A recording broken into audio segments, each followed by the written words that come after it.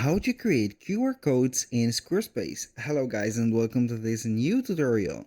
In today's video I'm going to show you how simple and easy it is to create a QR code for a page of your website on Squarespace. So this process is going to be very internal, so nothing needed outside Squarespace. We are going to head over to squarespace.com, sign in for an account, visit our account dashboard, and then we are going to visit the website just like that.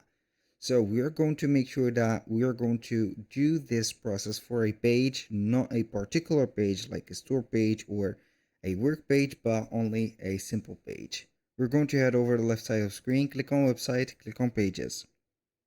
Now, let's do a little presentation about the pages. As you can see, this or the home page is going to be represented by a cart icon. That means that it is going to be a store page. So we cannot do a QR code for it. The work page also is going to be represented by, as you can see, these 4 squares. It is not going to be supported, but as you can see, the simple pages like these, we can go ahead and do that. So we are going to select the page, click on the gear icon. We're going to be on the general settings.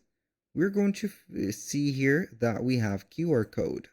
So allow people to access this page directly from social media and print materials.